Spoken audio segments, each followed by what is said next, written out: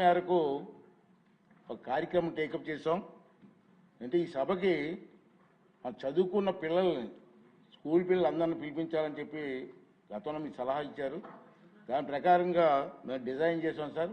మన లోకేష్ గారు అంతా కూర్చొని డిజైన్ చేసాం. ఇప్పటికి నాకు వచ్చిన అప్లికేషన్ కాల్ ఫర్ చేసాం అన్ని స్కూల్స్కి. ఎవరికైనా ఇంట్రెస్ట్ ఉంటే అప్లికేషన్ చేయమని.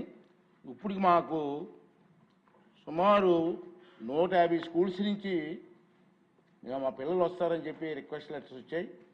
మేము స్టార్ట్ చేసాం 11, 12, 13, 14 తారీఖు చూస్తే ఇప్పటికి 22 స్కూల్స్ నుంచి వచ్చారు సార్. ఈ రోజుకి 798 మంది వచ్చారు సార్. 798 మంది పిల్లలు వచ్చారు. రోజు వస్తున్నారు, కూర్చున్నారు. ఒక్కొక్క స్కూల్కి 20 half an hour minutes time ఇచ్చాం అందరికీ. ఇంకా మనకి రావాల్సింది 128 స్కూల్స్ నుంచి అప్లికేషన్స్ పెండింగ్ ఉన్నాయి సార్. ఈ సభ ముగించే లోపల వాళ్ళు కూడా పిలిపించి వాళ్ళు కూడా చూసే అవకాశం ఇస్తున్నాం సార్. నేను ఆ పిల్లలతో అయిపోయిన తర్వాత మాట్లాడుతున్నాను సార్. నేను మాట్లాడితే ఏంటంటే చాలా హ్యాపీ ఫీల్ అవుతున్నారు.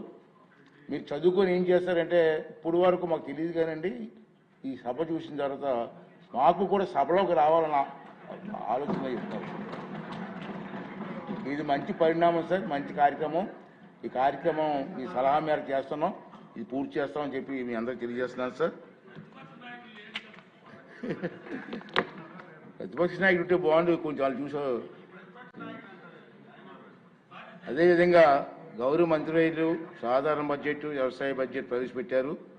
17, 18 తేదీలో అంటే రాబోయే మంగళవారం, బుధవారంలో సాధారణ బడ్జెట్పై విస్తృతంగా చర్చ జరుగుతుంది. చర్చకు సన్నద్ధం కావడానికి బడ్జెట్ ప్రతిపాదన మీరందరూ కుల్లసంగా అధ్యయనం చేయవలసిన అవసరం ఉందని భావిస్తున్నాను. ఫిబ్రవరి 15, 16 తేదీలో సమావేశాలకు విరామం ఇస్తున్నాం. 15, 16 విరామం ఉంది కాబట్టి ఈ సమయాన్ని సభ్యులందరూ కూడా సద్వినియోగం చేసుకొని బడ్జెట్పై పూర్తి అవగాహనతో ఈ చర్చలో